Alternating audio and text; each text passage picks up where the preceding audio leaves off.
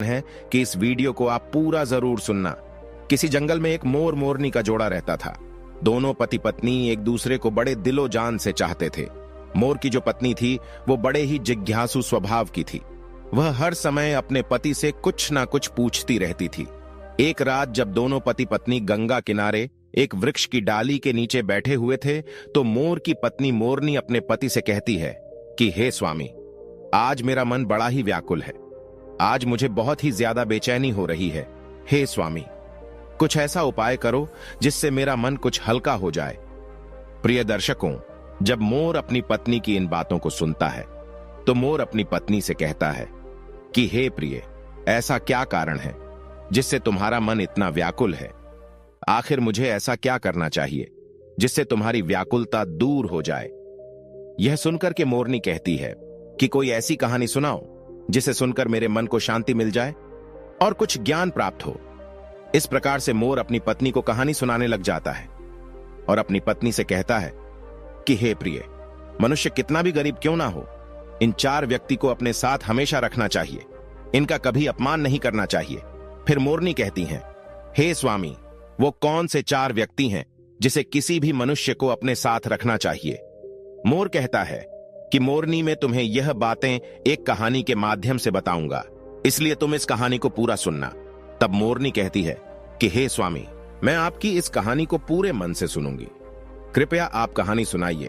तब मोर अपनी कहानी शुरू करता है और कहता है कि एक गांव में एक वृद्ध महिला अपने 2 बेटों के साथ रहती थी। उसका पति पहले ही गुजर चुका था और उनके पास केवल 2 बेटे ही थे। इस प्रकार उनके परिवार में कुल 3 सदस्य थे। उनकी जमीन भी बहुत कम थी। वो अपने बेटों के साथ मिलकर उस छोटी सी जमीन पर काम करती थी। उसके बेटे बहुत मेहनती थे। उन तीनों का जीवन उस छोटी सी जमीन से चलता था। समय के साथ जब बेटे विवाह योग्य हो गए तो उस वृद्ध महिला ने उनकी शादी करवा दी। घर में 2 बहुएं आ गईं। कुछ समय तक सब कुछ अच्छा चल रहा था।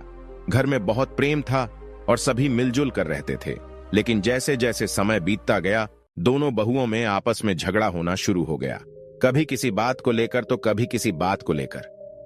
बड़ी बहू छोटी बहू से कहने लगती कि तुम ऐसा करती हो, वैसा करती हो, तो उन्होंने हमारे साथ ये कर दिया, उन्होंने वो कर दिया।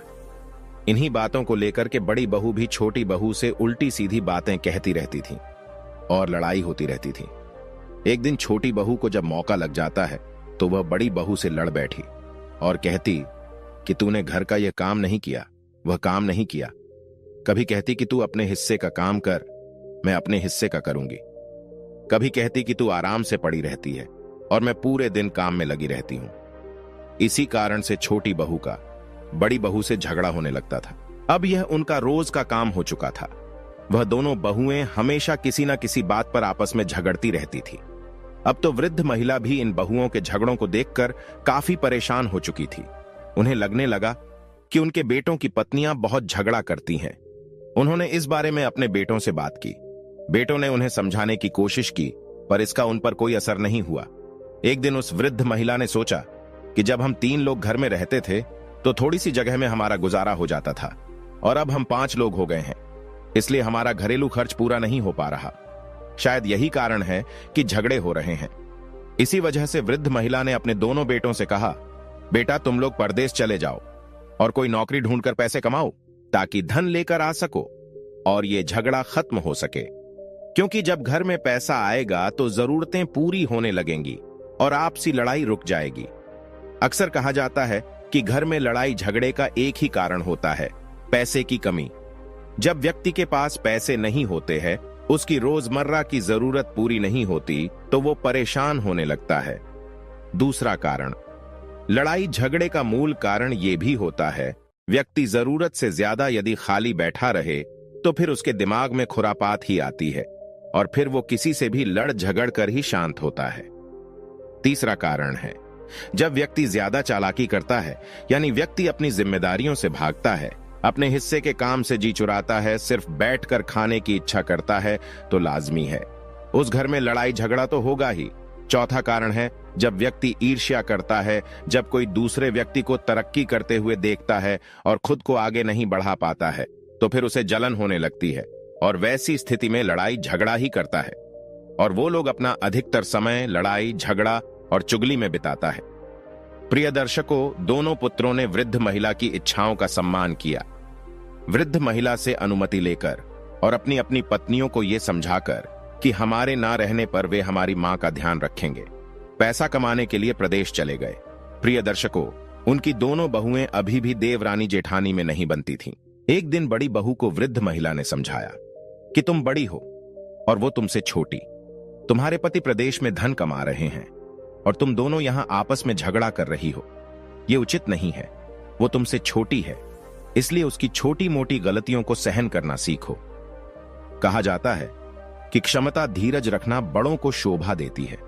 अगर छोटी गलती कर दे तो उसे क्षमा करो और समझाओ, क्योंकि तुम बड़ी हो और जो बड़े होते हैं वे सदैव सम्मान के पात्र होते हैं।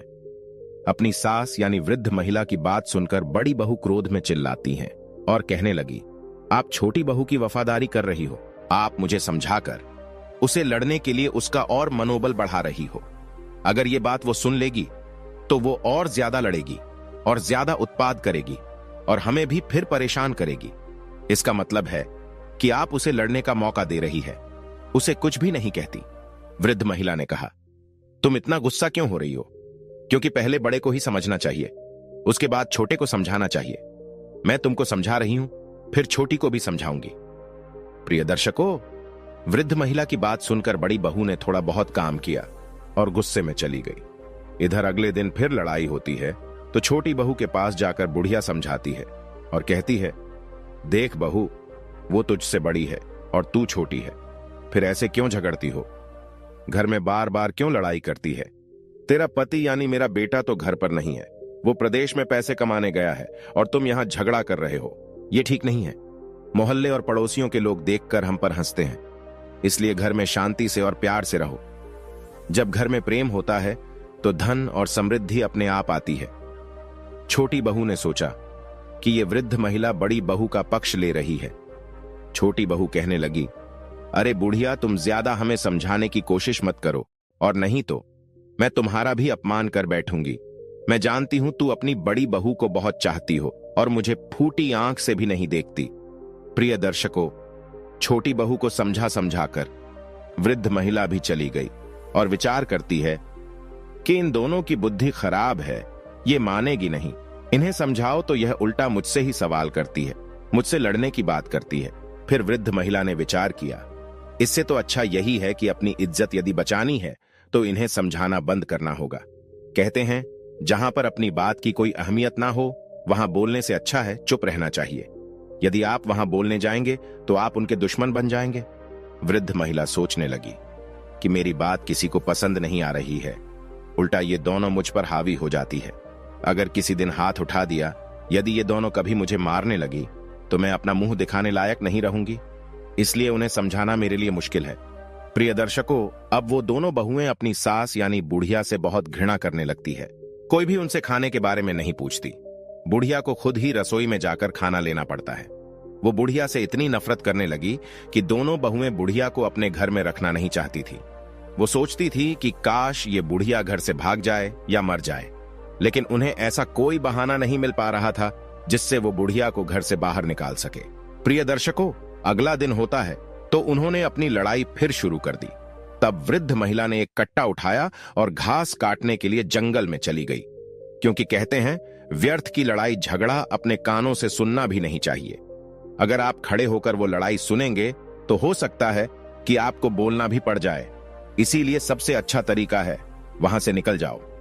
वृद्ध महिला घास काटने के लिए जंगल में चली गई और शाम को लौट कर आई। तब तक उन दोनों की लड़ाई खत्म हो चुकी थी। इसी तरह से जब अगला दिन होता है, उनकी लड़ाई शुरू हो जाती है तो बुढ़िया अपना कट्टा उठाती है और घास काटने के लिए जंगल की ओर निकल जाती है। जब वो वृद्ध महिला जंगल में घास काट रही थी, तभी उसके पास एक विशाल सर्प वहां आ गया। विशाल सर्प को देखकर वृद्ध महिला भय से कांपने लगी। उसे लगा कि आज उसकी जान नहीं बचेगी और सर्प उसे निश्चित रूप से खा जाएगा। भय से कांपती वृद्ध महिला को देखकर सांप ने मनुष्य की भाषा में बोलना शुरू किया और कहा, माता, तुम डरो मत, तुम्हें कोई हानि नहीं पहुंचाऊंगा। मैं यहां तुमसे अपना दुख साझा करने आया हूं, क्योंकि मैं बहुत परेशान और दुखी हूं। सर्प के मनुष्य की भाषा में बोलने पर वृद्ध महिला के दिल को कुछ शांति मिली। उसने एक गहरी सांस ली और सोचा कि सर्प मनुष्य की आवाज में बोल रहा है। फिर वृद्ध महिला ने पूछा कि हे नाग देवता, बताइए आपको क्या परेशानी है। तब नाग कहने लगा, हे माता, कई दिनों से मैं भूखा हूं, मुझे खाने के लिए कुछ नहीं मिल रहा है। यदि आप मुझे कुछ खाने को दे दो तो मेरे प्राण बच जाएंगे। मैं बिल्कुल मरने की कगार पर पहुंच चुका हूं, क्योंकि मैं जिस आश्रम पर रहता था उस आश्रम के जो ऋषि थे अब उनका देहांत हो चुका है।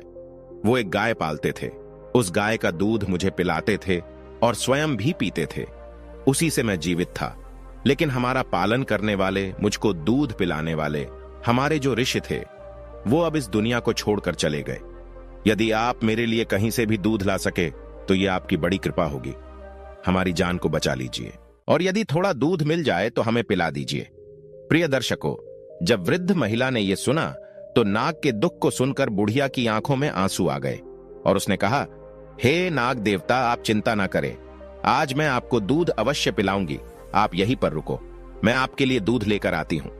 वो बुढ़िया नाग देवता से बात करने के बाद घर लौट गई। जैसा कि रोज होता है, दो बहुएं देवरानी और जेठानी तैयार होकर आपस में झगड़ने लगी। इस बीच बुढ़िया सोचने लगी कि किसके घर से दूध लेकर जाऊं। अगर वो बड़ी वाली के घर से दूध ले जाती है और उसे पता चल जाएगा तो वो उससे झगड़ने लगेंगी, और अगर छोटी वाली के घर से दूध ले जाती है और उसे पता चल जाता है तो वो भी उससे झगड़ने लगेंगी। आखिरकार उसने सोचा कि वो एक दिन बड़ी वाली के घर से और दूसरे दिन छोटी वाली के घर से दूध लेकर जाएगी, इसलिए उन्हें पता भी नहीं चलेगा और मैं नाग देवता को दूध पिला दिया करूंगी। प्रिय दर्शकों, वृद्ध महिला ने वैसा ही किया। बड़ी वाली के घर से उसने थोड़ा सा दूध लिया और दूध को लेकर कट्टे में छुपाकर घास लेने के लिए जंगल में चली गई। तब तक वो नाग देवता भी वहां आ जाते हैं और कहते हैं, हे माता, मेरे लिए कुछ दूध लेकर आई हो। फिर बुढ़िया कहती हैं, हाँ नाग देवता, मैं आपके लिए दूध लेकर के आई हूं। उस बुढ़िया ने तुरंत वो दूध नाग देवता के आगे रख दिया। जब नाग देवता ने दूध पी लिया तब उसे शांति मिली। तब नाग देवता कहने लगे, हे माता, आपने आज हमारी जान बचा ली। आपने मेरे ऊपर बहुत बड़ा उपकार किया है, मैं आपकी मदद को जीवन भर नहीं भूलूंगा। बुढ़िया ने कहा, हे नाग देवता, मैं आपसे एक और प्रश्न करना चाहती हूं।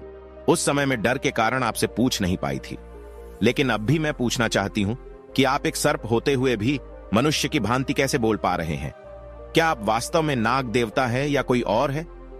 तब नाग देवता ने उत्तर दिया, हे माता, मैं एक श्राप के कारण नाग बन गया हूं। मैं एक राजा के घर नाग रूप में जन्मा था और मेरे पिता ने मुझे नाग समझकर जंगल में छोड़ दिया था। मेरा श्राप केवल 25 वर्षों का है। मेरी मुक्ति अब ज्यादा दूर नहीं है। 1 वर्ष के बाद मुझे मेरा मनुष्य शरीर वापस मिल जाएगा। मैं उस समय का बेसब्री से इंतजार कर रहा हूं। नाग देवता ने अपनी कहानी वृद्ध महिला से कही। वृद्ध महिला को उसकी व्यथा सुनकर उस पर प्यार आ गया। फिर वो रोजाना अपनी बहू के घर से दूध छुपते छुपाते लाने लगी और नाग देवता को पिलाने लगी। कभी वो दूध बड़ी बहू के घर से लाती तो कभी छोटी बहू के घर से। इस प्रकार वो नियमित रूप से नाग को दूध पिलाने लगी। नाग देवता भी हर रोज उस स्थान पर आता और वृद्ध महिला के हाथों से दूध पीकर बहुत खुश होते। नाग को ऐसा लगता जैसे उन्हें अपनी असली मां मिल गई हो। फिर एक दिन क्या हुआ कि बहू ने देखा कि उनका दूध रोजाना कम हो रहा है।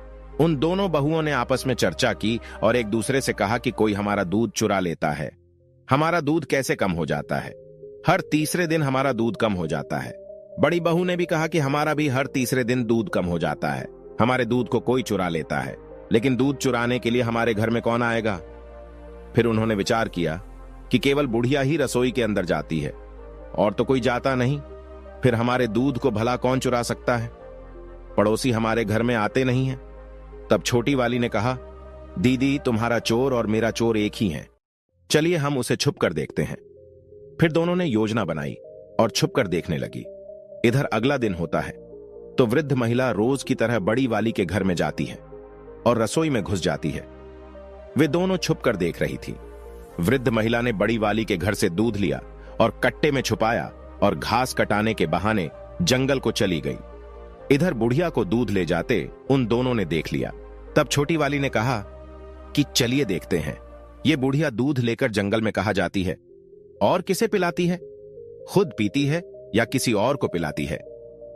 वृद्ध महिला जंगल में चली जा रही थी।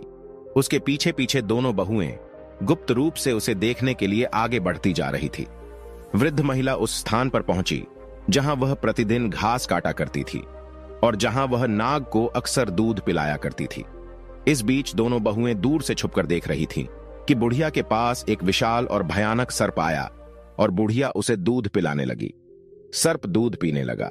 जब बहू ने देखा कि बुढ़िया उस खतरनाक सर्प को दूध पिला रही है, और वो सर्प तो बहुत ही बड़ा था, ऐसा सर्प उन्होंने कभी नहीं देखा था। सर्प को दूध पीते देखकर वे दोनों घबरा गए। डर के मारे उनके पैरों तले जमीन खिसक गई। उन्होंने कहा, लगता है ये सर्प कोई दैत्य है और ये बुढ़िया भी कोई चुड़ैल लगती है, बल्कि हमारी सासू मां लगती नहीं है। कहीं ऐसा ना हो कि ये बुढ़िया हमें और हमारे बच्चों को भी खा जाए। हम आज इसे घर में नहीं घुसने देंगे। प्रिय दर्शकों, उन दोनों को बहाना मिल चुका था। ऐसा निर्णय लेने के बाद वे दोनों बहुएं अपने घर चली आई।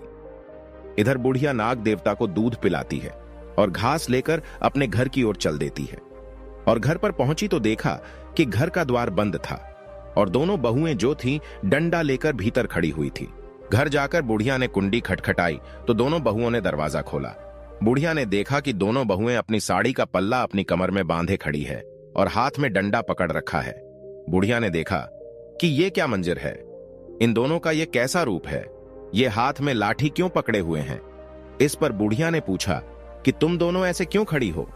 तो दोनों ने एक साथ जवाब दिया, अरे बुढ़िया, तू तो एक चुड़ैल है, एक दिन तू हमें खा जाएगी, हमारे बच्चों को भी मार डालेगी। बुढ़िया ने कहा, अरे बहू, क्या तुम पागल हो गई हो?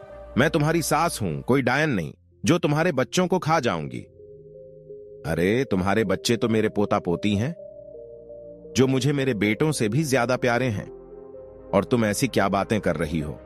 तब वो दोनों बहुएं कहने लगी, अरे बुढ़िया, हमें पागल मत बनाओ, हमने तुम्हें देख लिया है, तू एक खतरनाक सर्प को दूध पिलाती हो, हमारे घर से चोरी करके दूध ले जाती हो और उस सर्प को पिलाती हो। वो सर्प कोई राक्षस है और तू उसके साथ में कोई चुड़ैल या डायन है, और अब हम तेरा विश्वास बिल्कुल नहीं करेंगे। आज के बाद तुम्हारे लिए इस घर में कोई जगह नहीं है, तुम्हें इस घर में हम घुसने नहीं देंगे, और ज्यादा जबरदस्ती की तो यहां से फिर जिंदा बचकर नहीं जाओगी। इसलिए अच्छाई इसी में है कि तू यहां से सीधे वापस चली जा। आज से तेरा हमसे कोई संबंध नहीं। प्रिय दर्शकों, बुढ़िया ने दोनों बहुओं को बहुत समझाया। फिर बुढ़िया कहने लगी, तुम लोग जो सोच रही हो ऐसा कुछ भी नहीं है, ये मेरा घर है और हमें अंदर आने दो। प्रिय दर्शकों, अब परिणाम यह हुआ कि दोनों बहुओं ने उस बुढ़िया को घर में घुसने ही नहीं दिया। बुढ़िया ने जबरदस्ती की तो एक डंडा बुढ़िया को मार दिया और उसे धक्के मारकर घर से बाहर निकाल दिया। रात का समय था और अंधेरा हो चुका था। बुढ़िया अपनी बहू से रोते हुए कहने लगी, मैं इस रात में कहां जाऊंगी। उसकी बहू ने उत्तर दिया, हमें तुमसे कोई सरोकार नहीं है, चाहे तुम कहीं भी जाकर मरो। और इसके बाद उन्होंने घर का दरवाजा बंद कर दिया। बुढ़िया वहीं पर रोती रही। फिर उसने सोचा, रोने से अब क्या लाभ होगा, वह दोनों दरवाजा नहीं खोलेंगी। उसने तय किया कि उसे कहीं और शरण ढूंढनी चाहिए। इसलिए वो रात में ही उस स्थान पर गई जहां वो आमतौर पर घास काटा करती थी, और उस नाग देवता का इंतजार करने लगी जिसे वो दूध पिलाया करती थी। हालांकि रात को नाग देवता नहीं आए, क्योंकि उनका आना दिन के समय ही होता था। वहां एक विशाल बरगद का पेड़ था जिसके पास वो बूढ़िया लेट गई। रात भर वो बरगद के पेड़ के पास बैठी रही और सुबह का इंतजार करती रही। जैसे ही सूरज उगा, वो नाग देवता वहां पहुंच गया। जब नाग देवता वहां आए, उस समय वो बूढ़ी औरत नहीं दिखाई दी। वो कभी इधर उधर देखता रहा, लेकिन जल्द ही उसकी नजर पड़ी कि बरगद के पेड़ के पास वहां वो बुढ़िया रो रही है। नाग तुरंत वहां पहुंचा और पूछा, हे माता, आपको क्या हुआ है? आप क्यों परेशान हो? आप क्यों रो रही हो? बूढ़ी औरत रोते हुए बोली, हे नाग देवता, मेरी बहू ने मुझे घर से निकाल दिया है। मैं तुम्हारे लिए दूध लाया करती थी। वो दूध में अपनी बहू से छुपा कर लाती थी, लेकिन उन्होंने देख लिया आपको दूध पिलाते हुए, और वो कहती है कि मैं चुड़ैल हूं। वे सोचती है कि मैं उनके बच्चों को और उन्हें मार कर खा जाऊंगी। इसीलिए उन्होंने हमको घर में नहीं घुसने दिया, मुझे घर से बेघर कर दिया। हमारे बच्चे घर पर नहीं है, दोनों बेटे परदेश में नौकरी करने गए हैं। अब मैं क्या करूं, कहां जाऊं? प्रिय दर्शकों, नाग देवता को बुढ़िया ने सारी बात बताई। तब नाग कहते हैं, हे माता, आप घबराओ नहीं और मुझे ही अपना बेटा समझो। आज से मैं आपका बेटा हूं। नाग की बात सुनकर बुढ़िया बड़ी प्रसन्न हो जाती है। फिर नाग कहता है, आप घबराइए नहीं, आप हमारे साथ आइए। प्रिय दर्शकों, इसके पश्चात वो नाग देवता बुढ़िया माता को साथ लेकर घने वन में जाता है। आगे आगे नाग देवता चलते हैं और उसके पीछे वृद्ध माता। वे एक विकराल जंगल में पहुंचते हैं, जहां नाग देवता बुढ़िया माता को लेकर आते हैं, जहां वो आश्रम में दूध पीने जाता था। नाग बुढ़िया को उस आश्रम तक ले आता है। बुढ़िया पूछती है, बेटा ये आश्रम किसका है? ये तो बहुत ही मनोरम है। तब नाग कहता है कि ये आश्रम एक ऋषि महात्मा का था, जो अब परमात्मा को प्यारे हो गए हैं। उनका देहांत हो गया है। मैं यहां पर ही रहता था और इसी आश्रम में मुझे उस ऋषि ने गाय का दूध पिलाया था। गाय भी यही कहीं आसपास होगी। वो बेचारी भटक रही होगी। अगर वो हमें देख लेगी तो निश्चित ही यहां आ जाएगी। कुछ समय पश्चात वो गाय भी वहां आ जाती है। गाय के थन दूध से भरे हुए थे। तब नाग देवता कहते हैं, हे माता, इस गाय का दूध निकालिए और आप भी पी लीजिए, हमें भी पिलाइए। प्रिय दर्शकों, बुढ़िया गाय का दूध निकालती है, उसके बाद उस नाग को दूध पिलाती है और स्वयं पीती है। फिर नाग कहता है, हे माता, अब आप घबराइए नहीं, आप निश्चिंत होकर इस आश्रम पर रहे। ये गाय हमारे लिए दूध देगी और यहां ऋषि महात्मा की कृपा है। वो एक अपनी कृपा छोड़कर यहां से चले गए हैं। ऋषि महात्मा की कृपा से यहां अन्नपूर्णा का वास रहता है। यहां पर रहने वाले को किसी चीज की कोई कमी महसूस नहीं होती है। खाने पीने की हर चीज यहां उपलब्ध होती है। आप कुछ भी खाएं, कुछ भी बनाएं। प्रिय दर्शकों, ये सुनकर बुढ़िया और भी ज्यादा खुश हो जाती है और फिर अपने बेटे नाग के साथ में वो बुढ़िया वहीं आराम से रहने लगती है। नाग हर दिन घूमने निकल जाता था और शाम को वापस आ जाता था, जबकि बुढ़िया और गाय वहीं चैन से रहते थे। गाय भी हर रोज घास खाने जाया करती थी और शाम को वापस लौट आती थी। शाम के समय वे तीनों एक साथ बैठकर भोजन करते थे और आश्रम में प्यार से रहते थे। लेकिन एक दिन की बात है, नाग, जो हर दिन की तरह घूमने गया था, शाम को वापस नहीं आया। इससे बुढ़िया को बहुत चिंता होने लगी, क्योंकि वे तीनों साथ में भोजन किया करते थे। शाम को गाय तो आ गई, लेकिन नाग नहीं आया। बुढ़िया इंतजार करती रही कि उसका बेटा नाग इतना अंधेरा हो जाने के बावजूद भी वापस नहीं आया। प्रिय दर्शकों, बुढ़िया रात भर अपने बेटे नाग का इंतजार करती रही। उसने कुछ भी नहीं खाया, पूरी रात भूखी रही, लेकिन फिर भी वो नाग लौटकर नहीं आया। अगला दिन होता है तो स्वयं बुढ़िया नाग को ढूंढने के लिए जंगल की ओर चल देती है। बुढ़िया नाग को ढूंढते ढूंढते जंगल में निकल गई। जंगल में उसने देखा कि वही उसका बेटा नाग जमीन पर गिरा पड़ा था और वो नाग उस पेड़ की टहनियों में दबा हुआ था। नाग को टहनियों के नीचे दबा हुआ देखकर बुढ़िया व्याकुल हो जाती है और गाय की सहायता से टहनियों को हटाती है। प्रिय दर्शकों, वो नाग काफी घायल और जख्मी हो चुका थे। बुढ़िया पूछती है, बेटा ये सब कैसे हुआ? इस पर नाग अपनी पूरी कहानी बताता है। हे माता, मैं जब शाम को आश्रम लौट रहा था तो एक भयानक तूफान आ गया। तूफान के आने से मैं एक पेड़ पर चढ़ गया, लेकिन तूफान के झोंके से वो पेड़ गिर गया और मैं उसके नीचे दब गया। मैंने निकलने की बहुत कोशिश की पर सफल नहीं हो पाया। मैं सोचता रहा कि मेरी मां मेरा इंतजार कर रही होगी, पर मैं बाहर नहीं आ पाया। मुझे चोट भी लग गई। इसके बाद बुढ़िया कहती है, बेटा तुम घबराओ नहीं, आओ मैं तुम्हारी चोट का इलाज कर देती हूं। प्रिय दर्शकों, इस तरह से बुढ़िया अपने नाग को आश्रम ले जाती है और कुछ औषधि को पीस कर लाती है। फिर वो इन्हें मिलाकर एक लेप तैयार करती है और उस नाग के घायल शरीर पर लगा देती है। रोजाना इस लेप को लगाने से धीरे धीरे उसके घाव भरने लगते हैं। इस लेप को लगाते हुए बुढ़िया ने उसे पूरी तरह से ठीक कर दिया। 1 साल बीत जाने के बाद वो नाग का रूप छोड़कर फिर एक मनुष्य के रूप में आ जाता है। अब वो बेहद ही सुंदर राजकुमार बन जाता है। उन्हें एक सुंदर और रूपवान राजकुमार के रूप में देखकर बुढ़िया बहुत खुश होती है और बार बार उन्हें प्यार से छूती है। बुढ़िया माता की खुशी का ठिकाना नहीं रहा। फिर वो कुछ दिनों तक उस आश्रम में रहते हैं। इसके बाद एक दिन बुढ़िया कहती है, बेटा अब हमें तुम्हारे पिता के पास ले जाना चाहिए।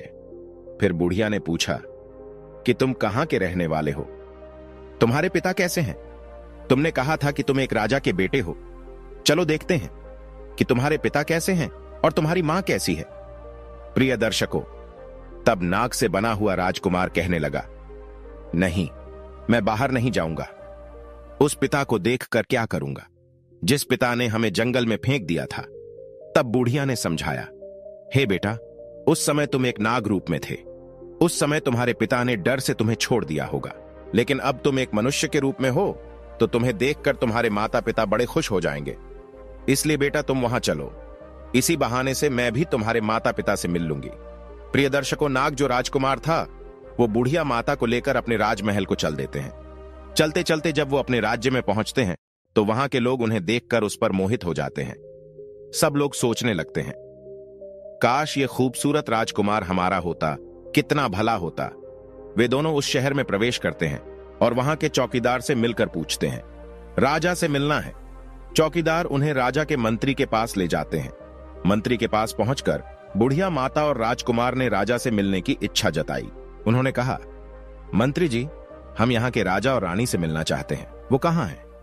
इस पर मंत्री ने उत्तर दिया, बेटा, हमारे राजा और रानी इस समय मिलने के योग्य नहीं हैं। उनकी स्थिति बहुत खराब है।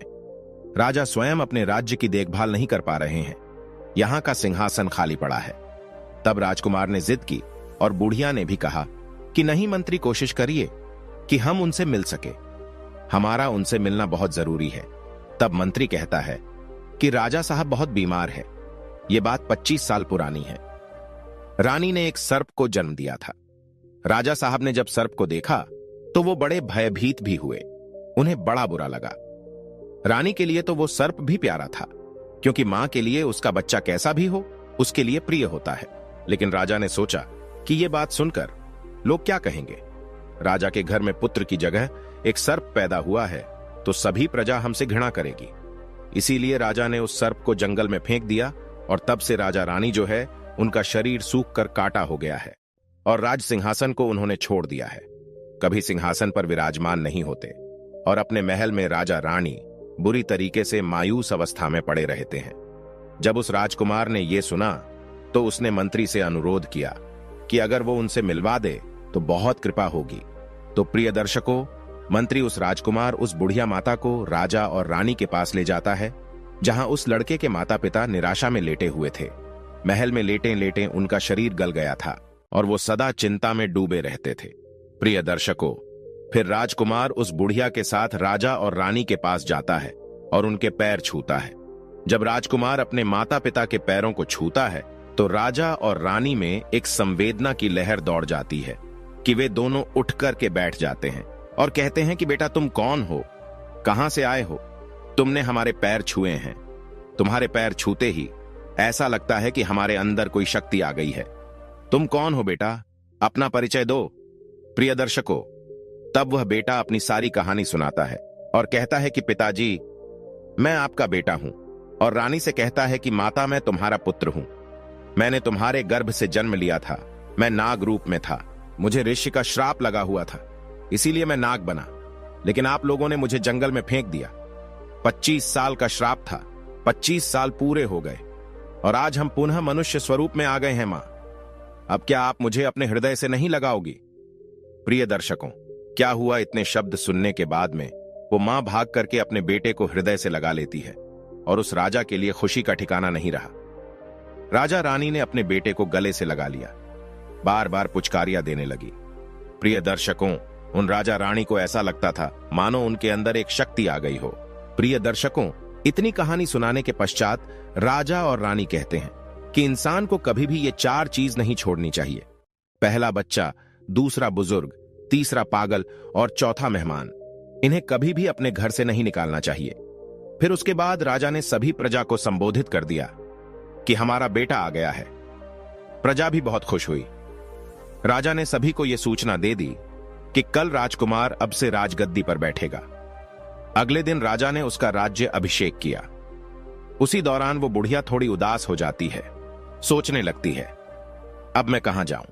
प्रिय दर्शकों, तब राजा कहते हैं, हे माता, आज से तुम यहां की राजमाता कहलाओगी। अब बुढ़िया बहुत ही प्रसन्न होती है। जब वो बूढ़ी मां के दोनों बेटे घर लौटे और उन्होंने अपनी मां को घर में ना पाया तो उन्होंने अपनी पत्नियों से पूछा कि हमारी मां कहां गई है। उनकी पत्नियों ने उत्तर दिया कि तुम्हारी मां एक चुड़ैल और डायन थी, इसीलिए मैंने उन्हें मारकर भगा दिया।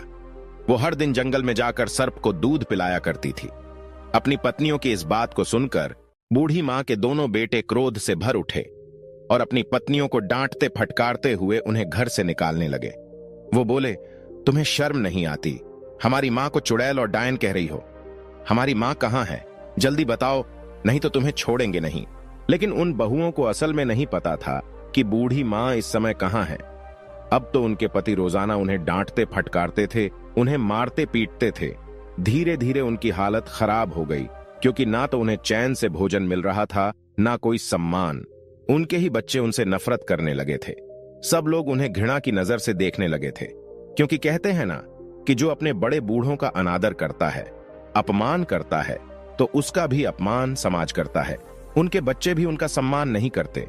इधर दोनों बेटों को यह पता चल जाता है कि उसकी माँ जो है वह एक राज्य की राजमाता है, तो फिर दोनों बेटे बड़े खुश होते हैं और सोचते हैं कि हमारी माँ बड़ी दयालु स्वभाव की थी, रोज भगवान की पूजा पाठ करती थी, भगवान की भक्ति करती थी। इस प्रकार भगवान ने उन्हें कितना उच्च पद प्रदान किया है। बेटों को यह सुनकर बहुत आनंद आता है और इसके बाद वे राज दरबार में जाते हैं। राजा की सहायता से अपनी वृद्ध माता राजमाता से मिलते हैं और उनसे कहते हैं, हे मां, अब आप घर चलिए, हम आपको लेने आए हैं। तब वो वृद्ध मां कहती है, मेरे बेटे, मैं यहां रहकर खुश हूं। यहां हमारे पास एक और बेटा है। तुम बिना किसी चिंता के जाओ, मेरा आशीर्वाद तुम्हारे साथ है। अपनी पत्नी और बच्चों के साथ सुखपूर्वक जीवन व्यतीत करो। इस प्रकार अपनी मां का आशीर्वाद प्राप्त कर दोनों भाई घर लौट आते हैं। वृद्ध मां का बेटा और पोता तो अपने जीवन में खुश थे, लेकिन उनकी बहुएं दुखी थीं। भगवान उन्हें अपने कर्मों का फल दे रहे थे। इतना कहकर मोर इस कहानी को समाप्त करता है। प्रिय दर्शकों, जीवन में एक बात हमेशा ध्यान रखना कि अपने माता पिता, घर के बड़े बुजुर्गों के साथ दुर्व्यवहार कभी ना करें। अपने माँ बाप को घर से कभी मत निकालना, उनकी सेवा करें। जो लोग अपने माता पिता की सेवा नहीं करते, भगवान उन्हें अवश्य दंडित करते हैं। प्रिय दर्शकों, हमारी आज की कहानी, आज का वीडियो यहां समाप्त होता है। हम उम्मीद करते हैं कि आपको यह कहानी पसंद आई होगी और आप इससे ढेर सारी प्रेरणा लेंगे। मिलते हैं अगली ज्ञान चर्चा के साथ अगली वीडियो में। तब तक के लिए नमस्कार, धन्यवाद। नमस्कार, धन्यवाद। नमस्कार, धन्यवाद। नमस्कार, धन्यवाद।